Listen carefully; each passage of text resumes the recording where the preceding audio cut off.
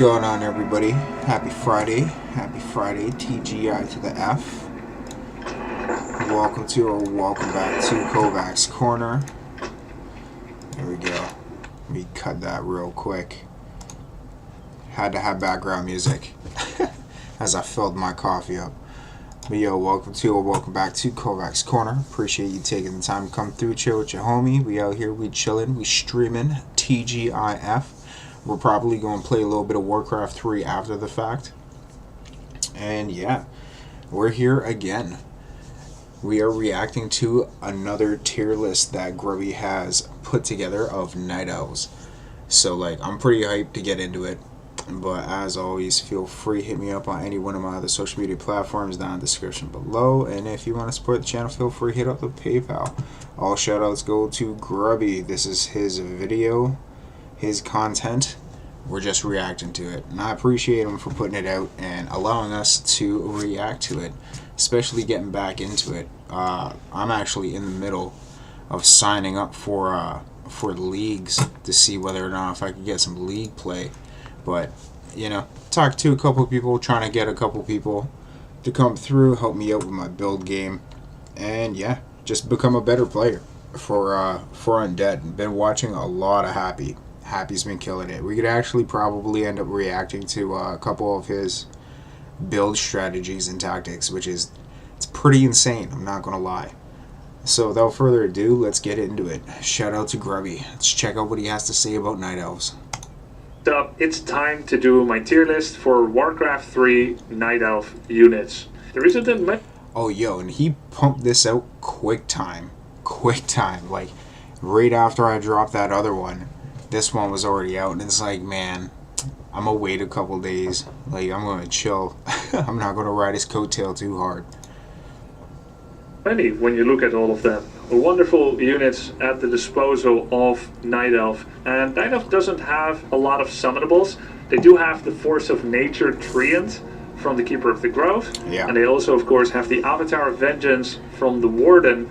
But I won't be looking at these summonables, as I also didn't look at Water Elemental. I'm not going to look at Feral Spirits. So, in short, we're going to be talking about some of the history, the strength, the use applications for the Night Elf units in Warcraft 3 melee one-on-one games. So as always, we're going to try and depict which tier he's going to be placing each and every one into. He'll give the reason behind it, and like, whether we agree or not, you know what I'm saying? We'll have our own rebuttal, I guess you could say. Even though, like, don't take what I have to say in consideration realistically. He's a pro at this game. He's played against Night Elf, like Moon, one of the best Night Elf players ever. Yeah, and he knows the strats and stuff, so big up Grubby, man. I just gotta big him up. If you're ready, let's get started. It is a little bit of a joke at this point, but I continue. You already know it's tier S. No races without its peons. You know what I'm saying? Continue to rank the workers for each race. It's more of an excuse to talk about them and to give them some limelight. Naturally, any Night Elf player cannot win without workers, just like Undead and Human cannot win without theirs. So I'm gonna put the Wisp in tier S. Also, do not forget that it took thousands of Wisps together to bond together to blow up our command and literally defeat one of the greatest threats Azeroth had ever seen. So, what a dope cutscene too. That was an awesome cutscene. Naturally, we seen it when we did the playthrough of Warcraft 3. Pretty OP. But what is the Wisp? It is a 60 gold worker unit that gathers gold and lumber for the Night Elf race, but does not have a direct attack, just like the Shade. The Wisp is special in this way because every other worker unit, including the Shredder, Ghoul, Peasant and Militia, the Peon, all have an attack as a worker unit. The Wisp does not. In return, what the Wisp gets is an ability to detonate, to basically self-explode. Destroys the Wisp, dispelling all magic buffs and draining 40 mana from each unit in the area around the Wisp. 225 damage to summon units. So it's like getting rid of summon units, which is crazy. What's up? Yo, Graham, what's happening, bro? We are reacting to another Grubby tier list video for Warcraft 3. Explode and deal damage to Happy all Friday, summonables TGIF. around itself. Additionally, it will remove all buffs and debuffs on allied and enemy units alike, and it will deal damage to summoned units. This is pretty useful in a pinch because it gives Night Elf the unique design niche in terms of game design. So right there, it took 3 Wisps to get rid of a water elemental, plus it dispelled whatever the priest had on the rifleman. To have Dispel at tier 1 and to have Summon Killing at tier 1. Yeah, it's pretty crazy. Humans need Priest at tier 2, Orcs need Spirit Walkers or Shamans at tier 2. Undeads need Wand of Negation, which might be coming to a future patch in Warcraft 3.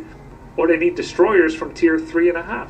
Yes, Night sir. Elf gets their Dispel Facts. from Dryads or from Wisps, and this is the only one that's available at tier 1.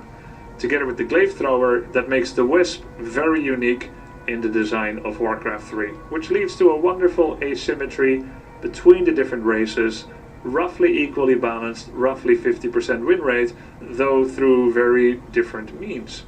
And that is interesting. Warcraft 3 is one of the most balanced games ever. Like, ever. Between this and StarCraft. Pretty much, like, in my opinion as well. I fully agree. The Wisp is a useful unit to bring into battles against human and orc armies that use a lot of summons, like bloodlusted armies. Also, when people are going for 3 heroes, to get several detonates on 2 or 3 heroes together in a cluster can be a great way to burn some mana away, which is also what it does. It burns mana. Yeah, You see can that. burn mana on heroes and units. I've seen good Night Elf players put Wisps in Zeppelins to drop them in the middle of battle to start detonating on Necromancers with Necro Wagon strategy. Yo, that's insane. Wisps in Zeppelins to drop them. Damn. Yo, that's mad tactical. I'm like, and write also that to down. remove water elementals, Write that inner down. fire, slow, and so on and so forth. It's a very versatile little will-o'-the-wisp that is fantastic. And of course, the gold and wood lump on What? 2 or 3 heroes together in a cluster can be a great way to burn some mana away, which is also what it does. It burns mana. You can burn mana on went heroes back. and units. I've seen good Night Elf players put Wisps in Zeppelins to drop them in the middle of battle to start detonating on Necromancers with Necro Wagon That's strategies, crazy. and also to remove water elementals, inner fire, slow, and so on and so forth. It's a very versatile little will-o'-the-wisp that is fantastic. And I wonder how many you'd want to put in a Zeppelin. Like 5 or 6, or would you just go with the 3 for that one elemental? Well, I guess it depends on the situation. That's insane to think about, though. of course, the gold and wood lumber gathering would already put the Wisp on tier S. Okay, let's move on to the next unit. So what do you guys think he's going to put archers on for the tier list? So they're a unit. It's a staple unit. You get this unit every game. It has the ability to go flying, and you can pick it up as well. They're cheap, effective, ranged units. I don't know, man. I would give an archer like an A tier, in my opinion. The Archer unit. Archer is a fantastic unit that has a great range, Like with only almost S. 245 points of health. The Archer is not the tankiest unit, but she does Because it's not the tankiest unit is the reason why I wouldn't give it an S. But if you end up pairing it up with something and having it on the back, like Huntresses and stuff, then it's like S tier. It's all situational, in my opinion. does have a unique passive ability called Elune's Grace. Elune's Grace allows archers to take less magic Reduce the damage taken from piercing attacks to 65%, and spells and magic attacks to 80%. That's nuts. damage from spells, such as Stormbolt, Thunderclap, Blizzard, Chain Lightning, Shockwave. And that's an important ability for them to have, because without it, such a small health unit would certainly be destroyed by all the heroes in the game. You see, Warcraft 3 is an RTS, but it's technically not a traditional RTS in the sense. If the most classic RTS that exists is let's say StarCraft 1 and StarCraft 2, and by extension somewhat Command & Conquer, Warcraft 3 is not exactly a classic StarCraft-like RTS. While Age of Empires 2 and 4 are very classic, Warcraft 3 has some of that RPG hybrid energy. And because of this, the unique, delicate balance of unit versus unit is not entirely respected. You'll find in Warcraft 3 that as heroes gain in power, getting experience from enemy units and also neutral creeps, small health units that are massed, like archers, ghouls, footmen, and headhunters, start to become more and more vulnerable to enemy heroes. And that is why Elun's Grace is pretty important, to keep this unit relevant as the game goes on. Archer is the staple unit for Night Elf, with one or two others that we'll get to later. It is a flexible unit that is high in damage, high in range, but low in survivability, despite the Elun's Grace. Archers during the nighttime can hide with Shadow Melt to become invisible except if the opponent has detection. I was just going to say, in case they had detection, they're able to detect where they're at night, and then they're going to end up running away anyway, depending on their health too, right? That's when they got to pop a TP. Means to stun them out of the invisibility from Shadow Melt, such as TC War Stomp, which is an untargeted stun ability that can reveal invisible units, so long as they have invisible from actives, such as Shadow Melt. As such, Archer is a pretty versatile unit that is extremely vulnerable. There are few units where it is more possible to be out of position than with the Archer. For although she is a relatively small looking unit, she actually has a larger footprint than the Footman and the Ghoul. Unlike the Footman and the Ghoul, she does not fit between a gap of two Moonwells with one single gap in between them. Let's say two gaps. So a one gapped opening does not allow Archer to walk in between, but Wisps, Footmen and Ghouls can. That makes her, despite being a two population small ranged unit, relatively clunky, and I hope she doesn't get angry at me saying so. That's kind of true. I've seen that before when I've used Night Elf and stuff like that back in the day. Well, like even recently using Night Elf when I was playing on randoms and stuff like that, I was like, why isn't she going through in between the Moonwells? Because the Moonwells were built too close. Because I seen the Wisp go through, and I was like, yo, the Archer should be able to go through too. But apparently not. We learn something new every day. Because of this, they tend to kind of trip over each other when trying to run away from threats. That's a fact. Archers are also not the fastest unit, so it is pretty possible for them to just get absolutely run down by some of the faster moving threats in this game, such as Ghoul Frenzy Ghouls, Raiders with Ensnare, and also Heroes. Ghoul Frenzy just wipes out archers like nothing. Like nothing. Especially heroes with the benefit of a movement speed aura, such as even TC before with Endurance Frenzy or Death Knight with Unholy Aura. That makes archers one of the hardest to use tier 1 units, as they can be out of position and can just get run down and could just lose you the game. But if you play with them with a good measure of intelligence, reticence, hesitation, paranoia, safety, and smarts, then you will be able to use archers very well. That's funny.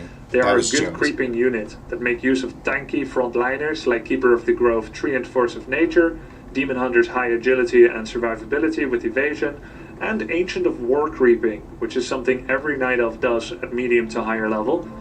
Together with that, their high damage and spam ability is a fantastic creep accelerator, and that helps you to get into the game well. That's a fact. You could get a level 3 hero pretty quick using archers, like 3 to 5 archers. You're able to get your hero probably level 3, if not level 3, pretty close to it, and then you could go and straight up attack like a rush. You do a CC rush, creep and counter rush. They also do good damage when standing behind tanks, or and they CR, synergize well rush. with Dryads. My best advice for archers would be to play extremely safe with them, and to always run from early game threats, or to hide behind Moonwells and around trees. Once you've done that, it is so valuable to save however many archers you made in the early game, which could be 1, 2, 3, 4, 5, or 6, usually, somewhere between that, 1 to 6, and then to start combining them with Dryad, Bear, Mountain Giant, Talon, or Hippogriff, to become a Hippogriff rider. Hippogriffs. Mounts a Hippogriff so that the Hippogriff rider can attack from the air. which gives them air, which is pretty cool, right? That's a sick ability to have. And not only that, I'm pretty sure it makes their attack go up like by 10 points or something like that. Combining them with one of these 5 units greatly enhances them, because now they have tankiness, they have roar, they have a tank, they have slow, which allows you to kite, damage amp via talents, or mobility amp via riding on the top of a hippogriff. So archers have this sweet spot. First they help you creep, then they become vulnerable, then you want to get your tier 2 units out to help them, and then as you get to the late game they usually become supply that ends up getting replaced again by higher value, more survivable units. But not in every game. Archers continue to see some use in the late game against Orc, though perhaps not against Undead, and not against Night Elf, and probably not against Human. So Archer is a very important staple unit that has some strength when masked in certain situations. Staple units in my tier list generally go to tier B. I wouldn't say that they're OP, not anymore anyway. They had a couple of balance changes up and down. There was a time where I might have put them in tier A, as you could pretty much go Keeper of the Grove, double... I still stand by it. I would put them tier A for myself. Ancient of War Mass Archers and win a lot of different matchups. But I'm just going to put them in tier B for staple unit, or should I say stable unit. Staple with the B. Okay, next up, the Huntress. Huntress is it. So how do you feel about a Huntress? Huntress units, while they're ground units, they're able to attack multiple units with their upgrade, with their blade. They're pretty tanky. You can, realistically, he might put them in a B. I think he'll put them in a B. I would put them in a B tier, because you don't necessarily end up going Huntresses all the time. You could bypass Huntresses and go straight to Draenei, Bear, so on and so forth, right? I'd put them in a B. An interesting unit. In a way, Huntress is the dominant tier 1 unit. Yeah. With their high movement speed, their 600 health. So if you were to like rush or like tech super fast, and you get 2 of the barracks to get these out real quick, you can take over the game in a 1v1 no problem.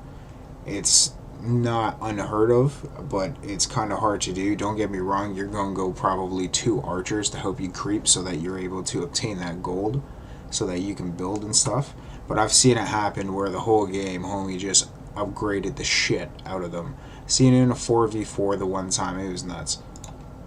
And their bouncing melee attack that has more range than that. Yeah, right here. Moon Glaive gives the Huntresses the ability to strike an additional unit with one attack by bouncing her glaive from one unit to the next. Costs 100 gold, 150 wood. Research time 35 seconds. It's not bad for the cost to use the but Moon less Glaive. range than any ranged unit. The Huntress is a unit that with their mobility and their spread damage is fantastic at killing buildings, Yeah. killing workers that are repairing buildings, killing workers that are not repairing buildings, and also winning against light melee units. They do very well against footmen, grunts. They can win against archers, but it's kind of a case of archers kill Huntress very fast, but Hunters also kill archers very fast. So it's all about positioning. If the Hunters are on top of archers or headhunters, they destroy them. But if there's any form of blocking, slow, distance, then Hunters get destroyed by ranged. Hunters can beat rifles when they're on top of them, but they'll generally lose hard because they take too much damage from piercing attacks, seeing as how they're unarmored, which take amplified damage from piercing. So the Huntress, in my opinion, is a stone axe in the Stone Ages. If you have an axe and your opponents do not, you're going to win that fight. However, soon enough, the Industrial Age comes along, and I believe this is not exactly how human history and development went, but I hope you get the metaphor. The Huntress soon enough gets outscaled and is made obsolete by all the more modern weapons. They lose to almost everything in the game. Yeah, As fast. such, the Huntress is... I'd probably, man, he might even put it as a, I don't know. I'm gonna put it as a C. I'd use it as a B if I were to go for a rush, and I know that I could get probably 6 of them out before tier 2, knowing that I could push into a base and crush whatever light units that they're rocking with. You know what I'm saying? Especially if it's humans, like go after their little peons, their little footmen and whatever. Crush those off real quick with the glaive that's been upgraded and stuff. It's a good strategy, but it's not really taken advantage of too often. It's mostly these mamma jammas into Draenei's, into bears. Bears are stable, and it depends. It's kind of situational because defense, you can make it into air, but it also has spells plus tornado and all that, whatever, where you're able to control ground units a little bit more. But back to the Huntress, I'm still going to stick with B tier. I think he might put it in C, maybe even D, with the way how he's talking about it. They had their day, though. A valuable unit for rushing and countering. They have a very short window of effectiveness where they can do some kind of rush. This can be true against undead, it can be true against night elf, it can be true against orc, and it can even sometimes be true against human, though I want to say, not rarely. Huntress against human is usually a lost condition in the current meta of the game. I can't say that they're tier D though. They have their purpose against undead fast expansion. They continue to have purpose game long against orc until Shadowhunter gets level 5. So the Huntress is not good enough to be staple, as their window of usefulness is too short and they get countered too easily.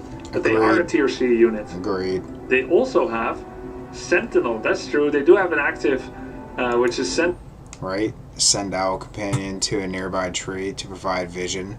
Can see invisible units. Each Huntress only gets 1 Sentinel use on a tree. So once your Huntress uses her owl, she cannot get another one.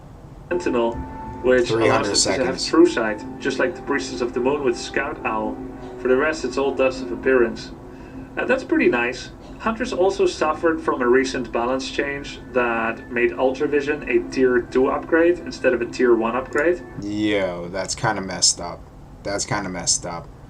Yo, Epic, what's going on, homie? Happy Friday, TGIF, bro. When tier 1 Ultravision was still a thing, Huntress were even scarier. But now they've lost some of that early power spike that they used. Yo, how's the sound? I hope that the sound is better than what it was in the last month. So I even noticed, like someone mentioned it, but I even noticed it when I watched it back about the reverb. Right, it was a little bit echoey. Hopefully it's not echoey. Used to utilize. Next up, the Glaive Thrower. D. I'm throwing that in D. Like, it has its purposes, it has its uses. You can use it as C counter if you wanted to. I'd give it a C then. But I'd put it in a D. It doesn't really get used too often. When it does, it's like situational. He might put it in a C because it's good for counter. Throwers are 3 population long-range siege unit. Yo, what's up, Sean? That is the only long-range siege unit. Grubby is nice. Yo, Grubby's king of the orcs, bruh. I used to follow this Mamma Jamma back in the day when he first came out and whatever. World Cyber Games days for Battle.net and whatever.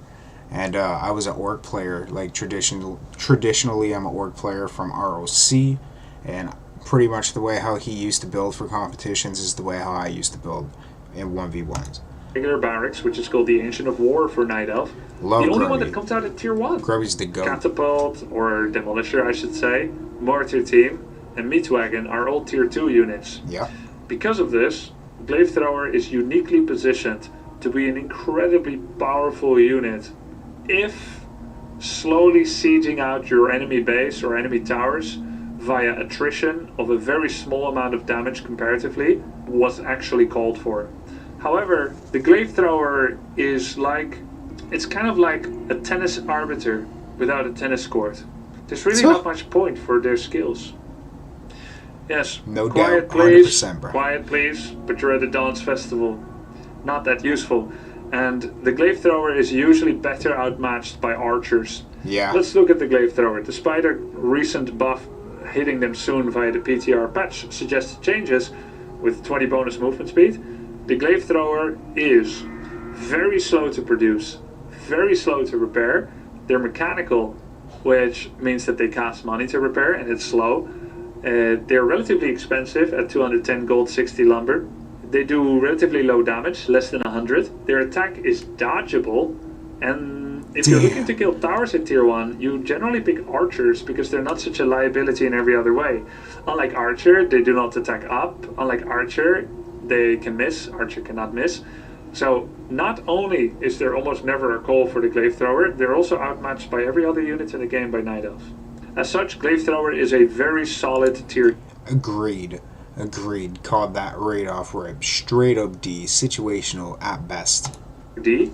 And if I made my tier list with F, I may have even put them in F. Glaive Thrower is the kind of unit that you may never see. And then once in a blue moon, 1 out of 762 games, you might be tower rushed by an orc or a human.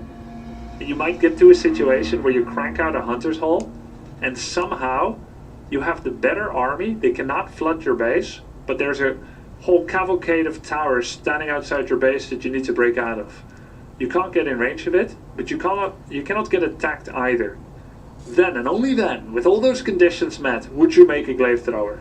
Because if you try to go for a glaive, but you are not definitively winning the unit versus unit battle yet, they're not even a good solution against the tower, because the enemy can just suicide on your Glaive Thrower with all their units, kill it, and then their towers continue to win and dominate. So you would normally solve unit versus unit plus tower battle with Archer Huntress, not with Glaive. Alright, next up, Dryads.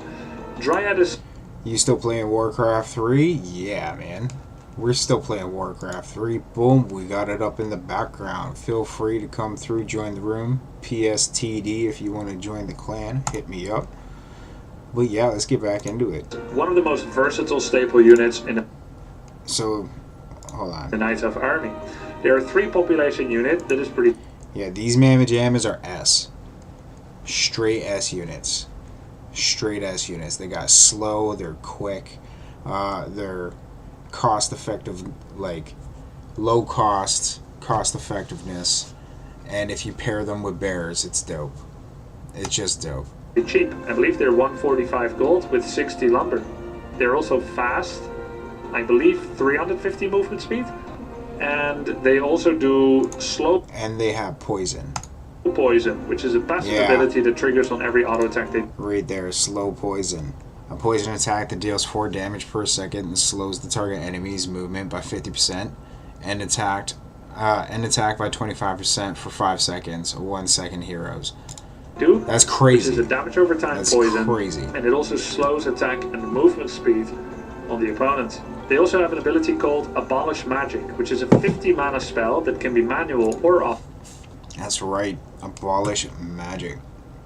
These spells positive buffs for enemy units and negates buffs from friendly units. Deals 250 damage to summon units. Air, ground, ward, and vulnerable tree 250. Damage 250. Targets allow so it can attack everything. Cost 50. 1 second range is 500. That's not too bad. Auto cast only targets units with buffs. So only targets units with buffs. That's slick. That's slick as fuck. Cook a Grub got you in the background. Like the stream, everyone. Yo, appreciate you, homie. Appreciate you, Epic. Autocast only targets buffs. So yeah, no man, that's OPAF. Autocast that attempts to immediately dispel enemy buffs on them and dispel debuffs on you. That makes Abolish the only intelligent dispel in the game. Every other area of effect dispel will remove everything. It is agnostic about what it dispels. Debuff, buff. Abolish understands what's good and bad for you and then deals with it. Also, the only thing that I would say about this unit is that they're squishy. They're like squishy, kind of like the Archer. While realistically, all of Night Elf, except for the Bear, the Giant, and the Chimes, are squishy. And if there are spells Still that give it are an S tier, unclear, though. they're double-edged swords, such as Lightning Shield on my unit, Lightning Shield on your unit, then Abolish chooses not to auto-abolish, leaving it entirely up to the decision-making of the player to decide if that's something they want to remove or not. However, with Dryad's mediocre mana pool, with a maximum of 200, they can at most only remove 4 spells with their maximum mana pool. And that's not a lot when you're... Yeah, but by that time, you're gonna double up on those mamma jammas. Trust me. Like they're so cost effective that it's not even a joke. Like I would double up with 2 of the lures, so I'd be able to like pump out twice as fast these mamma jammas. So it's like they could take out 4, but 4 times how many of the dryads that you have, right? So it adds up. facing something such as Moss Necromancer with Meat Wagons. Against Moss Necromancer Meat Wagon, Dryad are a difficult and bad choice for many reasons. Although Dryads kill Necromancers very well with their damage type, the vast armies of the undead cannot be appropriately dispelled by their one-by-one abolished magic. You would need Wisps, and as such, in the right circumstances, Necro Wagon is an incredibly scary tactic for Night Elf to go up against, even if we don't see it a lot in the pro meta, because it's hard to get to and Night Elf may take too much map control before that. However, it's one of those secret tech that Undead can do against Night Elf that can be so good at the mid to lower level, and maybe even at the pro level if a couple of things change or certain balance changes hit in just the right way. About tier 2. When you hit tier 2, you should be able to push with that. And then hit tier 3 as you're like hitting their base, so that you'd be able to upgrade the attack of the skeletons on top of upgrading the necromancers themselves. Dryads have a lot of purpose. They have a lot of play. I'm going to be putting them in tier A or B. They're extremely... I'd put them in S, man. I'd put them in S. They're pretty stable units. The debuffs and everything like that, like, it adds up, man. fast, they slow the enemy, they dispel, they do good damage, they Might slow put it enemy in movement A. and attack speed. They're just fantastic. While they're 3 population, So 3 population, not only that, their mana is what, 250, and it's hard to do whatever with, plus they're squishy. So I could see where he's coming from, but like, nah, man. I'd put them in S. they only 145 gold. That makes them cost 46.66 repeating gold per supply. That actually makes them cheaper per supply than almost anyone else. So you can either see... Oh, and they're magic immune! They're magic immune! They're magic immune. This makes Dryads, I believe, the cheapest gold per supply investment. You can see that in 2 ways. Either the Dryad is a 3 population unit that's very cheap, or it's a 2 population unit that is supply heavy. So she's either supply inefficient or she's cheap. It depends if you see her as being the power of a 2 supply unit or a 3. And I think she's more of a 3 than a 2. She's more That of a just makes 3 her than a cheap. 2. So she's spammable. Yeah. Is she tier S? Is she tier A? Well, let's do a little thought I give her experiment. tier S, man. Can you mass Dryads Yes. in any matchup and win, Yes. even if they get counter units? I have seen this answer be true many times, yes. You can fast expand as a Night Elf and then spam Dryads and win against Undead. Even if you're countered by Meatwagon or Fiend, you can still win because they're so spammable and you have so much money that you end up being 20 or 30 population more than the opponent. Yeah. It's not necessarily going to be easy. You need to do good battle micro, but I've seen it work thousands of times against Undead. I know for a fact that Dryads also work when masked against Orc. In many history of the games, A good majority of the time, if you mass Dryads, pretty much it's game over for your opponent. Like the poison, the slow, the dispel, they can't. Hold on. Oh, give me 1 second. Give me 1 second.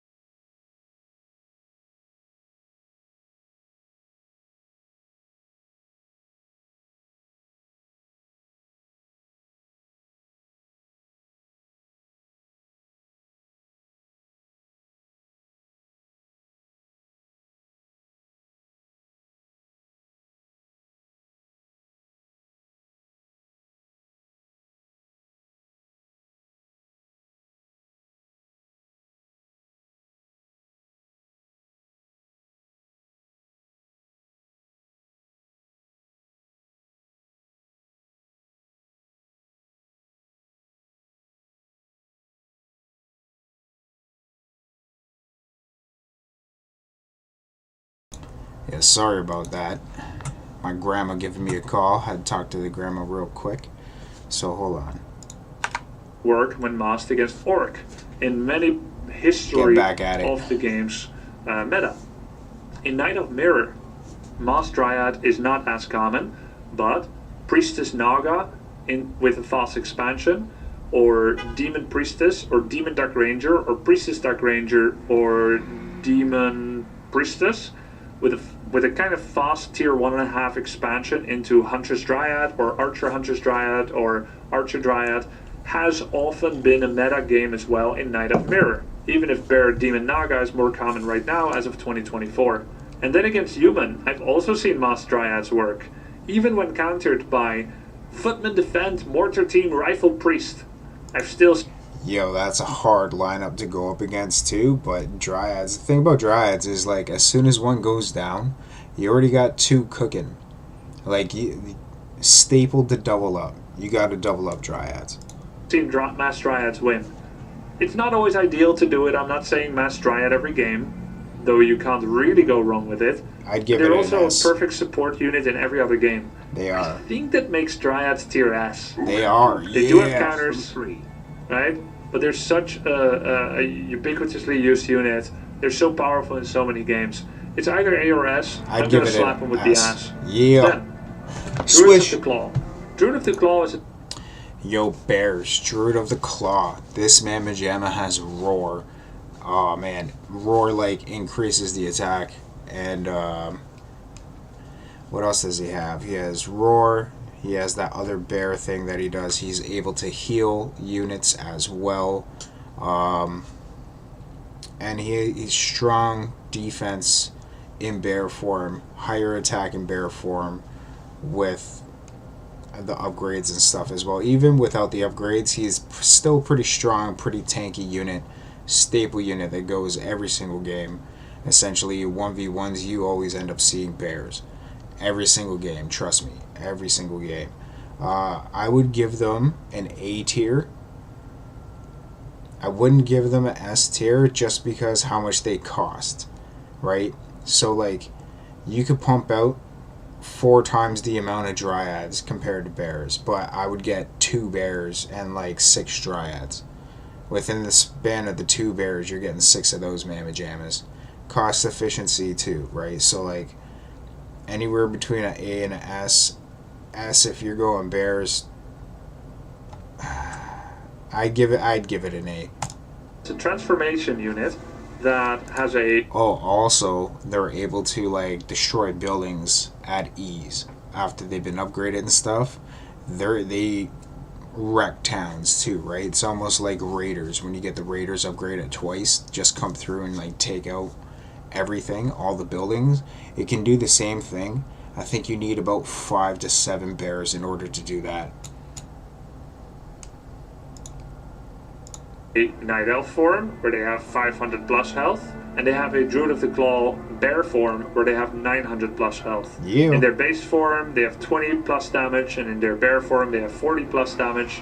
They also they have a bunch of spells when they're in their Night Elf form, such as Rejuvenate and Roar, and the ability to transform to the bear form. Whereas in the bear form, they only have transforming back to Night Elf form, unless you get the Mark of the Claw upgrade, which also unlocks the ability to roar when they're a bear. Rejuvenate will always require the Night Elf form though. The bear is one of the biggest staple units in the game for Night Elf, which would require me to put them in tier B. Bears have been good since time immemorial, all the way from the year 2002 to the year 2024. Back in the year 2002, World Cyber Games, Moon went bears and defeated Grubby. I forget who exactly won that year, but Moon was on a hot streak running bears. 22 years, bears have never hibernated once. They have been rebalanced from time to time, but Druids of the Claw are just damn solid. And not only are they a staple unit, they are crucial, they are fantastic. They're going to be tier A by my choice. Nice. Right? Bears enable many things. They can heal the frontliners of Warden and Demon Hunt. Rejuvenation. Heals target friendly unit for 400 hit points over 12 seconds. So it heals 400 hit points over the span of 12 seconds. That's dope. Even if you're in the middle of battle, you could start healing them. And they'll regenerate that 400, and hopefully you're going up against some weaker units. So that you can outlast, so that they can continue to take punishment. A single rejuvenate Smart, will man. heal 400 Smart. health, and it's non-combat interruptible. It's only dispellable by enemy dispel. And of course your own Wisp detonate. They have often been called in the history of Warcraft 3 siege bears. You've got the catapults and the ballistas, yes. See? But bears, even though they don't have siege damage, do so much damage on buildings that people have often gawked in awe at how quickly they would take down a He just ran 4 bears. town hall or a great hall, and they would lovingly or hatingly be called siege bears.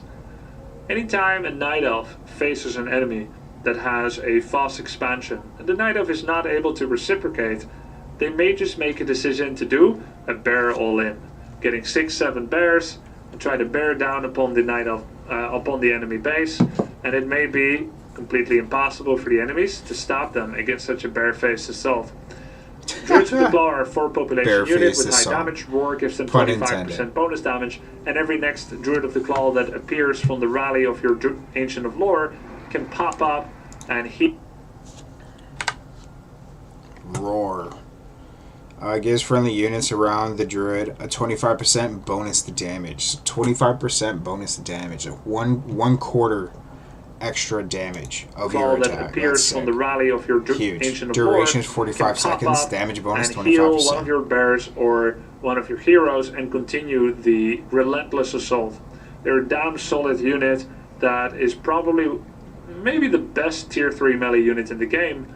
And I say this a lot when I talk about what is so good in Warcraft 3. It's the fact that many things that they do are non-combat usable.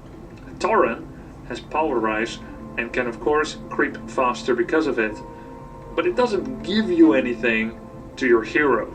A Druid of the Claw gives Roar to a hero and gives Rejuve to a hero outside of combat. Facts. And that makes him an excellent sustenance and maintenance unit that really ties the entire game plan for a Night Elf together.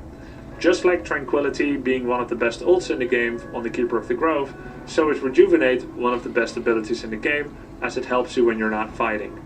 And it helps you while you're fighting. Damn solid, tier A. Next up, Mountain Giant. So Mountain Giants. You can put them. I would put them as a C unit. They're good on defense. That's about it. That's about it. Their damage isn't crazy or anything like that. They're able to get the enemy to target it instead of the other units by the ability that it has, the effect that it has. I forget the name of it. Obviously, it's going to pop up on the screen. We will see.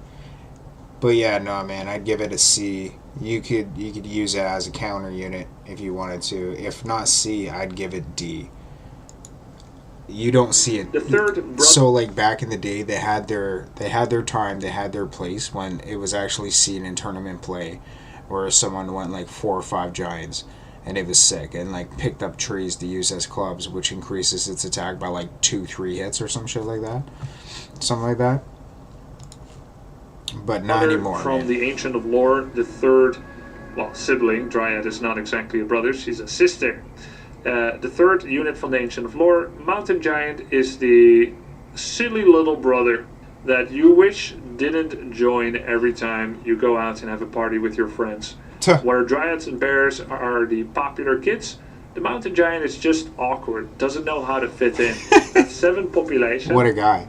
Mountain Giant is an interesting unit. One of 2 Warcraft 3 melee racial units that is 7 pop together with the Frostworm. The Mountain Giant's design niche is to function as a tank. You see, Night Elf has a mostly ranged army composition. They're the only race without a melee unit at tier 1, with the Archer, Huntress, and Dryad, Archer, Huntress, and Glaive Thrower all being ranged. Druid of the Claw is the only melee unit in the game that's not a hero, unless you count the Hippogriff, of course, being an air melee unit.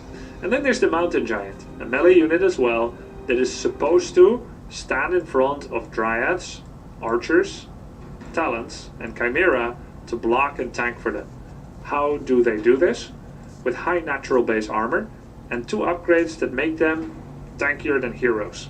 Resistance skin, I should say, allows them to become immune Like to stone possession skin. from banshees, as well as become immune to Kodo Devour, which would be a very easy solution to such a large and girthy unit. And it also makes them take less damage. So, what is that? Resistance skin, reduce the duration, negated spells, and what is that? Renders the unit immune to certain spells. Alright, cool. And then hardened skin reduces all attacks on the mountain giant by 8 damage. Damn. Attacks cannot be reduced below 3 damage. This means the lower units cannot really damage him. That's crazy. And have less That's long pretty effect crazy. from other things such as polymorph and snare, slow curse. All of these last about 3 times shorter on a mountain giant than they would on something like a Dryad or a Druid of the Claw. Finally, the mountain giant has pretty good damage, about 40 damage. He can also grab a tree, which Yeah, it's like 40 to what, 44? transforms his attack from normal attack to siege attack, gives it a bit of extra range, as he's now holding a tree as a club, clobbering you over the head with it. It also increases the amount of damage when it goes from normal to siege, and siege damage does bonus damage to unarmored and fortified, which are buildings and siege tanks. So they'll do better against Dryads, Huntresses, Talons, and the buildings. That's pretty damn cool, but at 7 population, they're not usually your first go-to to kill buildings. If you wanted to kill buildings as Night Elf, you generally use Bears, Huntress, and Chimera with Corrosive Facts. Breath. Mountain Giants are good for killing it though, and they're virtually unkillable, especially when you factor in Staff of Preservation. They also have one more passive ability upgrade that you can research at the Ancient of Lore, which is called Hardened Skin. This reduces the amount of damage they take from physical attacks by 10. And then you start counting their armor percentage damage reduction That is and nuts. effective health increase. The Mountain Giant has 1600 health, and with all the stats that you can add to him, they can easily have an effective health in excess of 3000 health. That makes them unattractive focus targets. It makes them a great tank if the opponent is bad enough to focus them. You just don't focus the Mountain Giant, and then the Mountain Giant doesn't do as much as his 425 gold cast would have you require him to do. There is one redeeming factor to their ability to tank though. They have a active ability called Taunt, which is a non-mana cooldown. This is what I was talking about. Their taunt, right? The closest 10 enemies are forced to attack this unit. And good luck doing actual damage to the unit. If you have all those other units around it getting buffed on top of whatever your hero might have picked up for an extra buff as well, that gets added on to the buffs to keep them super sturdy, like super tanky, bruh. They're halfway impossible. But it's always fighting around them, you know? You're gonna fight around them, as Grubby just said. Essentially, you don't even attack them. You just attack the units. And if they do have taunt, you're stuck in that until you can like break it. And that's where these mam jams come in. I'm pretty sure this does it too. I don't know too much about this unit on here. the Mountain Giant Not for the gonna enemy lie. units. So unlike in some MOBAs or MMORPGs, Taunt is not a persistent stun plus focused attack effect.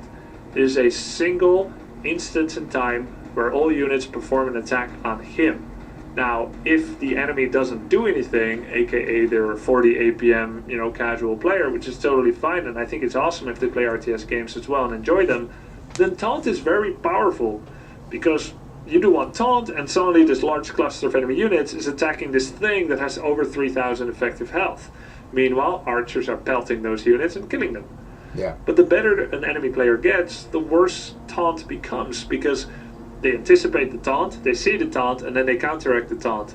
All of this in less than half a second. So those cancelled attacks really aren't that big of a deal. As such, at the high level, Mountain Giant is at best a tier C. Yeah. They're not Facts. useless. We've seen some Mountain Giant massing.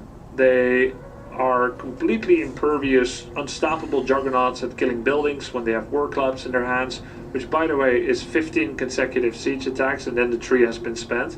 However, Damn. I cannot rank them as a staple unit because they're not. And I cannot rank them useless either, because they're not. They're a niche unit that sees their best use when they're not functioning as a tank, because the opponent will just ignore them, but when they're the only thing there is. Mountain Giants are attractive when everything else that you might have would die too easily, and when what the opponent has is weak against Mountain Giant. They cannot ignore the Mountain Giant when they're everywhere. If you have 5-6 Mountain Giants, which is a large investment to be sure, you can't do much against those with a army like Dryads, Talons, Archers, Huntresses. Mountain Giants are pretty damn good against Grunts, Raiders, Spirit Walkers, Doctors, Shamans. So there is a bunch of units that Mountain Giants can work well against. They're a counter unit. C for counter. Let's move on. Druids of the Talon. So Druids of the Talon. This is kind of like a hard call because you could turn them into air. You have air units to counter air attack, right? That's essentially what they are. They have tornado. You could do control with it. Wherever the hero is, you could throw them in a tornado, whatever kind of, like, let's say Night Elf against Night Elf, they got bears, you could like tornado a few of the bears and whatever, and once they're in the air you could turn them into the birds and let them attack them. I'm pretty sure is how that's able to be played. It has a couple other effects that I'm not too sure of, like it does have a buff. I forget the buff because I haven't really used them, but I would make them like a BC tier, probably C tier, to be honest. They have their place though. Wait until we see the boss, because it's been a minute since I've played Night Elf. Like I said, I'm not too sure about this unit right here because I've never used that unit. That's not true. I have used it, but I haven't used it enough in order to understand exactly what that unit does. Let's get things straight first of all. Druids of the Talon were last used against human in 2003 or 4. Yeah. Ever since then, well, that's not entirely true. Talons basically didn't see a lot of play in most matchups, but actually there's a pretty cool and intricate history for all 4 matchups where they got used. Let's start with Night Elf against human. Night Elf against human in 2003 and in Reign of Chaos, it was common to mass bears and talons and master them both. That was in Reign of Chaos, and I did that a lot with great effect. That was the alternative strategy to massing Ancients of War, which were fortified armor and 1000 health with 50 average damage back then. After that, after Reign of Chaos and as TFT came in and Spellbreakers came around, Talons lost a lot of their relevancy, because Druids of the Talon have a magic attack, and the moment human has Riflemen or Spellbreakers, Talons are so hopelessly countered, it's not even funny. You'd be crying if you had Talons against Rifles or Breakers. It's a fact. Not a staple unit against human. However, there was some purpose to them. For many years, Night Elf would use archer-based openings and would then go to Talon build with lots of archers. Think like an army, 10 archers, 3 Talons, in order to continuously assault a human fast expansion that would then invest in defense footman upgrades to counter archers. And then the magic damage Talons would use their double damage amplification to take down That's defense what it footage. is, double damage So they were a very amplification. virtuous combo together with archers. As such, Talons were a short-term, soon-to-be obsoleted unit solution against human. That is most of their extent of their history against human. In the current meta, Night Elf doesn't really use Talons against human. Pretty much at all. So Alright, they're cool. essentially I'll be sure to look tier you D up against on it. human. Against Night Elf, Talons. Load to stream Warcraft 3 is the shit. That's a fact. Yeah, ever since the game came out, man, I was obsessed with Warcraft 3. There was like a couple years there where I wasn't playing it. And when the game first came back, I did get the refund. I officially got the refund, whatever. I ended up still having the game, which was cool. So, kept the game essentially for free. And just recently started getting back into it. And yeah, man, I'm actually enjoying myself with all the upgrades that have been going on with it, the way how they've done the balancing scale and shit like that. So, yeah, it's kind of reminding me of ROC days, and I've seen over on Battle.net for the upgrade and shit. Like, I want to get the upgrade, but it's not worth $50 to me. And then on top of that, there's that $10 add-on where you get ROC and TFT, which is like, that's my focus. I want to get that. But I'm going to wait until it goes on sale. Have always had some Appreciate purpose. it, bro. Fast Expo Appreciate builds you, Sean. with Archer Talon have had a really good fighting chance against bear play. The Talons cyclone the bears. Cyclone tosses a target enemy unit into the air, rendering it unable to move, attack, or cast spells, and stops others from attacking or casting on it. 5 seconds, range 600, last 20 seconds, duration 26 seconds. Kill the bears and cyclone the heroes, and together with archers, maybe some summons, and a superior army because of the fast expansion, Talons have had their play. The bear player would then switch to mountain giants to counter the Talons, at which point the Night Elf player would have to switch to something else to counter the other Night Elf player's mountain giant. So Talons have their place in Night Elf Mirror. They're kind of a ninja strategy, a kind of secret tech that isn't quite meta, but is always lying under the surface of potential. Against undead, Talons have had the most of their play in 2002 in Reign of Chaos. Huntress, Archer, Dryad, Talon was a big meta against undead in Reign of Chaos, and in early Frozen Throne as well. Same build, Archer, Dryad, Huntress, Talon. They were vulnerable, they did get Coil Nova, but getting a couple of Fairy Fires off was off. Yeah, this right here, Fairy Fire. Reduces target enemy unit armor by 4 and gives vision of that unit. So like even if they try to go invisible, you're able to see them. And a big damage amp. But around that time is when people stopped using them. To bolster the army of Firelord, Beastmaster, Demon Hunter, Archer, Dryad. That's Talon, when the meta switched. But then Talons really dropped off against undead. Yeah. And until almost forever, Talons never saw a play again against undead. You see, the big problem was, and we saw a couple of ninja builds of Talon against undead in the last 10 years. But the main problem is they get countered so hard by destroyers, because Talons have magic damage and destroyers are magic immune. Facts. However, a recent balance change saw Talons be able to attack destroyers when they're in their crow form. You see, Druids of the Talon have 3 spells. Fairy Fire, which gives vision and armor debuffs on an enemy. Cyclone, which throws a unit up in the air, can be a hero, but it can only be a ground unit, not air. They can also transform into a crow. As a crow, they could attack with magic damage enemy air unit only, but did not work against destroyers. But, as of a recent patch, Talons... Druid Talon, Market Talon now only acquires Adept Training. Druid Talon, Crow Form, mana cost reduced from 50 to 25, base damage reduced from 34 to 26. That kind of sucks. Now does piercing damage. Damn. Druid Talon cost reduced from 145 to 135, so it's 10 gold down. And cost reduced from 150 to 145. Druid Talon. So like we're up here right now. Druid Talon, Market Talon now only requires Adept Training. It's pretty sick. Oh no.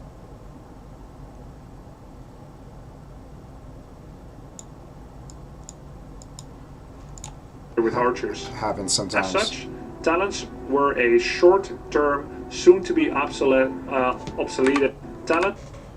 So they were a very damage amplification to take down defend footies. So they were in defend footman upgrades. I think we have to go back a little For bit. many years, Night Elf would use archer-based openings and would then go to Talon build go leave it here. with lots of archers. It's my bad. Think like an army, 10 archers, 3 Talons. Yeah. In order to continuously assault a human fast expansion that would then invest for a short-term, soon-to-be obsoleted unit solution against human. That is most of their extent of their history against human.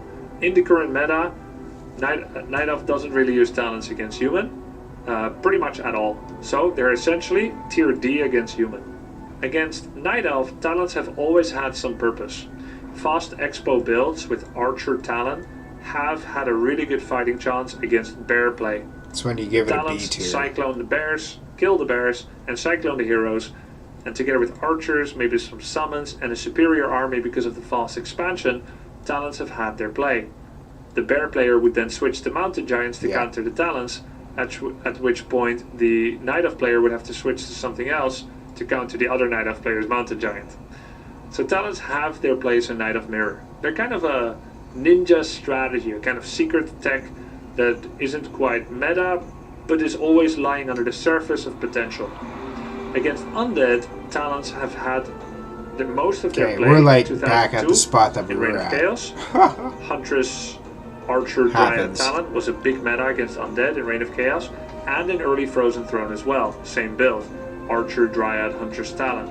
They were vulnerable. They did get Coil Nova, but getting a couple of Fairy Fires off was often a big damage amp to bolster the army of Firelord, Beastmaster, Demon Hunter, Archer, Dryad, Talon, Huntress.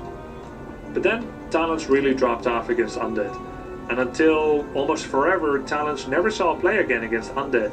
You see, the big problem was, we saw a couple of ninja builds of Talon against undead in the last 10 years, but the main problem is they get 10 years, man. 10 years. Hard by destroyers, because Talons have magic damage and destroyers are magic immune.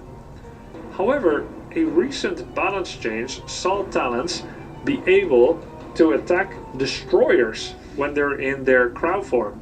So, you see, what? Druids of the Talon have 3 spells. Fairy Fire, which gives vision and armor debuffs on an enemy. Yeah. Cyclone, which throws a unit up in the air, can be a hero, but it can only be a ground unit, not air. They can also transform into a crow. As a crow, they could attack with magic damage enemy air unit only, but did not work against destroyers. But, as of a recent patch, Talons can actually attack destroyers, because I believe crows now have piercing damage, which means that they can target destroyers. Piercing damage right there. As such, they win that battle. They still lose big time to Frasnova and Fiends though, but there are some games now where Talons have some purpose against undead. However, by far and away, the biggest niche for Talons would be against Orc, the biggest use application. Whereas they're tier D against human and C against Night Elf and Undead, they have to be tier A against Orc. Druids of the Talon in spam was a newly developed strategy in the year 2005. This strategy blew over from China, with Magic Yang developing the strategy and Spirit Moon famously perfecting it. That's a Chinese player and then a Korean player respectively. Basically, the idea was Demon Hunter first, Beastmaster second, and Firelord or Tinker third. Demon Hunter is a very tanky agility hero with evasion and has mana burn. Beastmaster, Firelord and Tinker throw up a lot of summons via their abilities. All of this together forms the meat shield and the damage. The Talons were then the support unit, the support in an MMORPG if you will, casting buffs and debuffs from behind. They would cyclone enemy units, they would cyclone and fairy fire enemy heroes and units, and then together with the heroes and the summons, they were part of kind of a high-tech momentum strategy that became the bane of Orc existence. I remember that strategy popping off all the time. That was frustrating as shit. They would push right in to your army if you didn't like push into their base, or if they met you halfway through the map and shit, or caught you while you're trying to creep and whatever. It's like, bruh. They just hit you up with a barrage. Yo, Ghost, what's going on? How are you, buddy? Ready for our dragon tomorrow? Woo! Yeah, man. Community Duel Saturday tomorrow. Just Talons. One archer into mass Druids of the Talon. Totally strong and open. See the new character that they got over in Duel Links right now? It's pretty crazy. Yo, I just made a new deck too. We got a DD deck. You'll see. You guys will see. Strategy against Orc. It's pretty dope. It was lessened in strength a bit in the year 2018, 19 or 20 when Orcs gained 45. Gold cost increased from 50 to 75. Lumber cost reduced from 200 to 175. Now unlocks a stronghold instead of fortress. That's huge. Orc Burrow armor had been increased from 2 to 5. And damage had been reduced from 1d8 plus 33 to 1d5 plus. Nice. That's actually huge. Burrow research upgrade at tier 2 during their stronghold days. instead of needing to go to tier 3 in their fortress. Because a large part of Talon's threat against Orc was the fact that their magic damage was able to take down burrows so well, dealing double damage to those defensive structures, and this would cripple the Orc and force them to often stay very near themselves very near their base in order to keep themselves safe from the Talon threat. Yeah, very nice, Logan. Go get it. Good boy. So, Talons against Orc A, C in most matchups, D against Human. I'm gonna put Druids of the Talon in turn C and tier C as an average. Like I said, man, at the beginning, before he was even discussing and breaking it down, give it a C. It's about a C unit, like D overall, but a C unit just because it does have its place, its positions. And that makes Night Elf have quite a lot of tier C units now that I look at it, actually, which is interesting. It's very interesting. I might even have to put Bear and Archer higher up to compensate. But it is what it is. I think this is what it is. And that's why you see so many of these three. That's his opinion. Hippogriff. So Hippogriffs are air, anti-air. They're, man, if you're able to spam them, they're an S tier, right? But realistically, they're going to probably be a B tier. I'd put them in a B tier, but they have their place where they do become S tier, if that makes sense. Overall, it's a B tier. Hippogriff are an anti... They're really strong anti-air, which is crazy, like Chimes or Frost Worms or anything like that. You get 3 of these Mamma Jammas because their attack speed is so fast, you end up taking that unit out quick time. That's without the Archer on it, because if you have the Archer on it, the Archer is obviously going to do the attack and the Hippogriff itself is not going to attack. And thank God it has the ability now, not back in the day in ROC, where you are able to unmount the Archer and actually use the Hippogriff by itself and then remount the Archer if you wanted to. Where back in ROC TFT days, you couldn't really do that. And like, you were just stuck shooting with a fucking arrow. Air unit only. They have a melee anti-air attack. That makes them just like the Gargoyle. But unlike the Gargoyle, they cannot go to the ground and heal up in stone form. And unlike the Gargoyle, they don't have an anti-ground attack. That means that Hippogriffs cannot creep, except if the entire map is full of dragons which fly. Then they can creep. Their only design niche, their speciality, is the fact that they can have an Archer mount them. Yeah. The Hippogriff Rider, with Archer on top of the Hippogriff, which actually should be a unit by itself in this picture. The Hippogriff Rider is a unit that combines the total health pool of Archer and Hippo and just adds them together. It completely adopts the Archer damage without amplifying it with the Hippogriff's attack. And it also adopts the Archer's range Archer and then so that adds the Archer 100 can attack on top from of the it. air. So if Archer has 700 range with upgrade, Hippo Rider's 800. They're fast, so you've got a fast moving Archer when Archers are normally slow. They're tanky at 785 health, I believe, which upgrades the Archer from her 245. Archer's 2 pop, so is Hippo. Together they are 4 population. You would think that this is a kind of virtuous combo, but the truth is, Hippo Rider loses to every other air unit almost, and that makes them not a good anti-air unit. They're a good harass unit with decent damage. They have a... Wait a second. I don't know about that. Like, if it's by itself, it'll lose to, like, any air unit. That's a given, right? But they're so back to cost efficiency for Warcraft 3, right? They're cost efficient. They don't cost too much. The ability to put the Archer on it and whatever, but by the time one of these Mamma Jammas were to get popped, you already have 3 to 4 of these to already counter it, right? So it's like, I could see what he's saying and where he's coming from on a one-on-one with the air, but usually it's not how it goes in 1v1s all the way to 4v4s, FFAs and stuff like that. You're obviously going to have it moving around more than one, unless you're just like going around scouting with one. You could do that and whatever, but usually they're rolling in packs like raptors, yo. Piercing attack and its long range and its fast attack speed. I think faster than Archer, so in that sense it's a DPS increase. And you would think that the flexibility of being able to mount and then dismount at will would make them a versatile strategical option. But the truth is, it's just weird. It doesn't usually work out well that way. And as such, Hippo Rider is an awkward unit that has a very small use application. And the Hippogriff itself loses to bats, beats Wind Riders, loses to Gargs by stats usually, by flexibility and use case. And that's the only, like, case, really. Of course, Hippogriffs beat Frostworms and they beat Chimera, but they lose to anything ground-based. So they're this weird counter unit that doesn't have a large application use, and as such, they will also go to Tier C. And Damn. Well, like, damn. Really? Tier C? Well, Hippogriffs, because he doesn't have the Hippogriff pitcher. Hippogriffs, I would put like a B tier with the Archer Rider on it.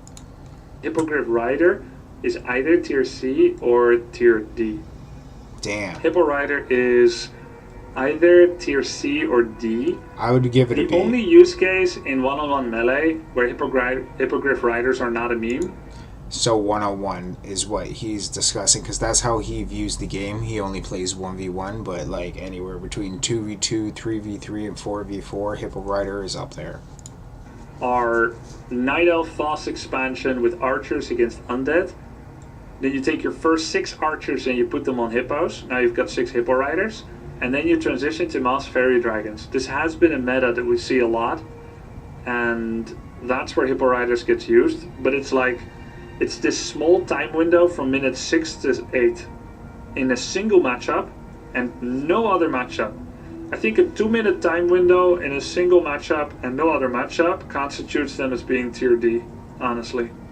They are the best D in the game, maybe, Hippo Rider. But I don't think they're a C. Next, Fairy... Damn, son. Damn. That's some hate. They can't be a D? I don't think that they're a D. I don't know, man. It's his opinion, but I don't feel like they're a D. They're like a B. Fairy Dragon. So, Fairy Dragon is... I don't really know about this unit. I always think that it looks like a clam in a clamshell. I ain't even gonna lie. But they're dragons, alright. Fairy dragons. Magic immune. I'm about to learn some shit. They're magic immune. Dope. 14 to 16 piercing damage. Piercing damage. Has a phase shift ability that upon first damage taken in a certain wind... Phase shift. Because this unit to shift out of existence whenever it takes damage. While out of existence, this creature cannot attack, move, cast spells, be attacked, or have spells cast upon it. So it's like you could actually send one of those, do this, no one can attack it, and it gives you visibility on the map. It's pretty cool. That's slick. Phases them out of existence and untouchable for a bit, which means the first archer hit in a whole flood of archer arrows procs it, they disappear, maybe take a bit more damage because there's a tiny amount of fade time, but then some hits can miss. It doesn't work when they're webbed by Raider or Fiend. But the main thing that Fairy Dragons are, they're not a great fighting unit, right? They have some piercing damage and they have the magic immune, but they have small health pool. So what the Fairy Dragon really is, they're an anti-caster unit. Okay, so like, right off rip, I would give it a D, because I don't use it, right? But now that we're learning that, what? Hold on, we're going to go back a couple seconds. What they have did you small say? Health pool. So what the Fairy Dragon really is, they're an anti-caster unit. An anti-caster unit. So, C. He's probably going to give it a C, because for a counter.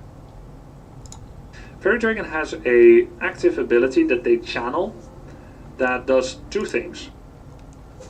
Mana Flare causes the Fairy Dragon to channel, negate magical energies that damage nearby enemies when they cast spells. Also increase the Fairy Dragon's armor by 12. That's actually pretty sick. Area of effect is 750. Duration is 30 seconds. Damage per mana is 4 to 1. Max damage to a hero is 80-50. Splash radius is 200. That's actually pretty sick for splash damage. Armor bonus 12. damage, 0.75. Cost 50 mana, last 20 second, air ground enemy. One, it gives them 15 bonus armor. So they get a lot of bonus armor, which is cool. They're hard to kill. A Bat Rider no longer kills them in a single explosion, as opposed to killing them in a single explosion. And they take a lot more hits from ghouls after Fiend webs them, which is cool. But the real thing it does is the Mana Flare does an anti-caster ability. Any hero or unit that casts a spell takes a multiplier of the mana cast of that spell in damage with a maximum of 75 damage. Damn. I believe it's 75. That spreads and splashes to all adjacent mana having units. That's crazy. To make it clear, if 5 Talons stand next to each other and a single one of them casts Cyclone, all 5 Talons take 75 damage. The cooldown on this ability is very short, so if 5 Talons cast 5 Cyclones with a 0.2 second delay in between, Cyclone, Cyclone, Cyclone, Cyclone, Cyclone, all 5 Talons die.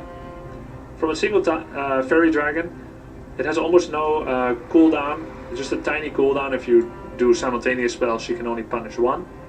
It's splash, it's immediate almost. It's good, it's really good. It makes you not able to bloodlust or purge very happily with shamans underneath their radius. And their radius is pretty big. If I had to guess, I'd say about 900 range maybe? Mana Damn. Flare? 900 has a range? Are of you serious? An area of effect of 750 with a maximum damage of 80 against units and 50 against heroes with a 200 splash radius. Oh, he's and the reading damage the interval stat is list that 0.75 seconds. we already read. Oh, and they get 12 bonus armor. So it was slightly off on the stats, but pretty much got the gist of it by and large, and that's pretty damn good. Pretty damn good. However, it is a reactive passive ability that requires your opponent to do something in order for you to get value. If they don't cast spell, you don't get the Mana Flare. If they're out of range, it doesn't work, the damage. So it is pretty good, but I wouldn't say Fairy Dragons are a staple unit. It's a They're C. a nice counter unit, Give and it as a C such, counter. we've got another unit in Tier C for Night Elf. I did not expect the tier list to turn out this way, but I'm just... So, like, for the Chimera, I think, for myself, I'd put it in the same classification as the bear. High damage, high defense. It can be taken out, though, by, like, one of these Mamma Jammas easy. It's more so to, just, even then, you would use the bear. Bear's more cost efficient. It's almost, it's a luxury unit, right? It's a luxury unit. Has its place. You don't see it all the time. You know what? I'd actually give it a C or a D, because how often you don't see it, right? in Tier C for Night Elf. I did not expect the tier list to turn out this way, but I'm just being honest here. And that's how I feel about it. And that's his It's a opinion. big awareness He's entitled moment. to it. Perhaps Bear Archer are tier S. Because how else are they balanced? They are 50% win rate, roughly. Okay, next up. The Chimera. The Chimera is a 5 population double-headed chimeric dragon that has a massive anti-ground magic attack damage. And I'm pretty sure he has, like, it's like poison damage over time. That also does considerable and decent splash damage. Chimeras can murder almost anything in the game very fast, but as an air unit, they don't actually have an anti-air attack, so they lose by default That's to every true. other air unit in the Yeah. game. They have no Chimera air also attack. do not beat Inner Fire Rifleman. They probably don't. They don't beat Archer Dryad. Nope. Because archers are spread out and do piercing damage. Dryads slow the Chimera. Chimera have less range than those. So there's a number of ground-based armies they lose to as well. They lose to Rifle Priest with Inner Fire. They lose to Archer Dryad. They lose to Rifle Priest without Inner Fire. They also lose to Headhunter Raider. Unless you have insane amount of Chimera against an insane amount of Berserker and Raider. Chimera lose to Fiends.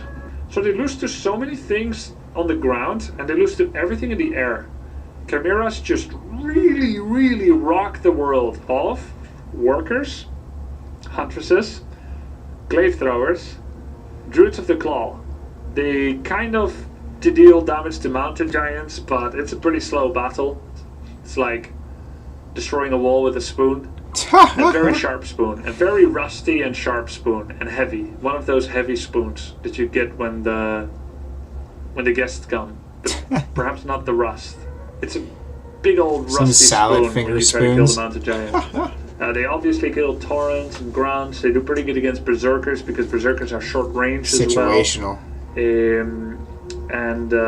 Yeah, so Give it a Chimeras, C or a D. There's man. like, let's say 30% of the units in the game that they destroy. They do really good against heroes because they're tanky and they do good damage. They destroy buildings with their corrosive breath upgrade, which improves their range against. So corrosive breath hurls a ball of corrosive bile that affects against buildings. That is effective against buildings. And gives them a siege damage attack against buildings. Chimeras destroy burrows that are not upgraded to fortified with their magic attack. They're a strong counter unit, which puts the Chimera in tier C.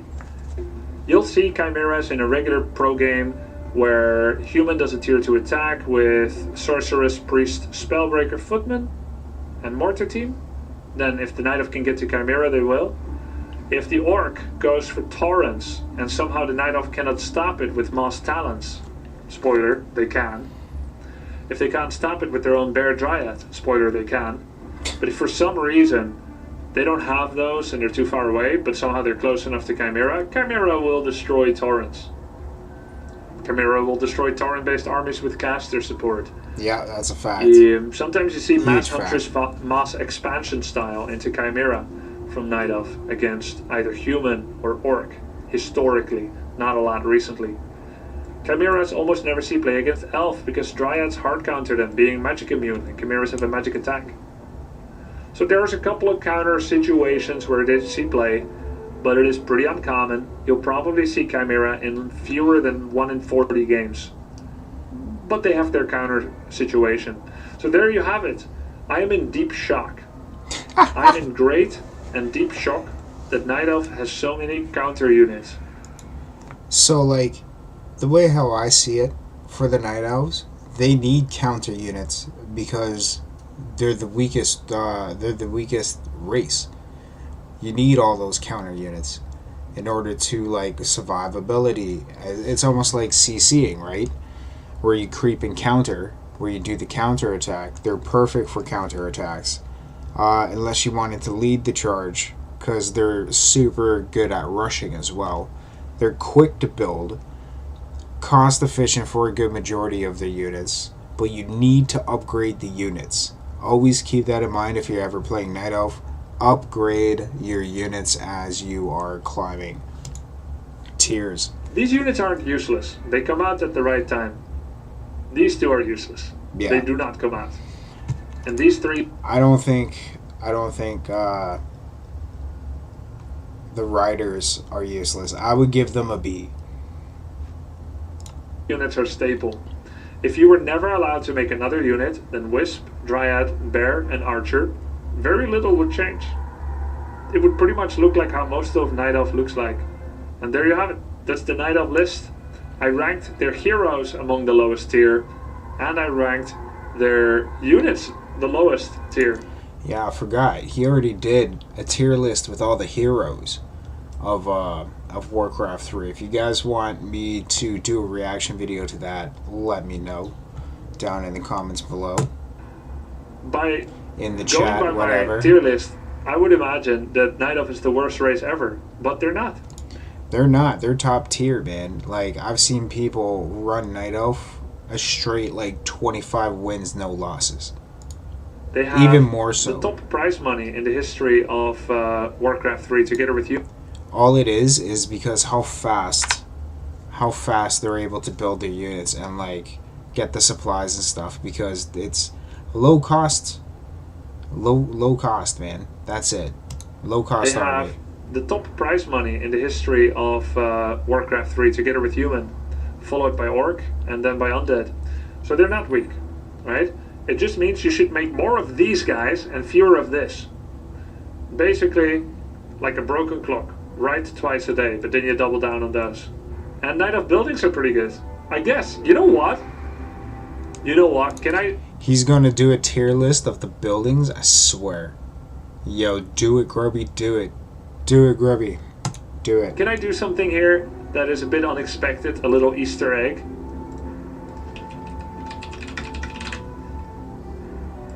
Ancient of War is a unit. When an Ancient of War uproots, they become a 900 health, self-regenerating, tree-eating, whacking machine that has perhaps only a movement speed of 100 or so, but can get up to 7 armor and more move speed, and hits with the power of 40 normal damage, which is insane.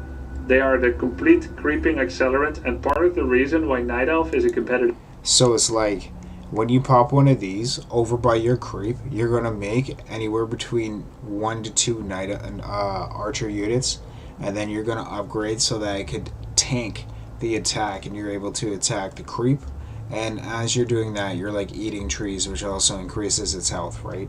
So Moon used to do that all the time when it came to tournament plays, and that's, as he's about to say, is the only reason why that they do so well. For like that very fast creep and expansion, using this building as a unit, it is totally game changing.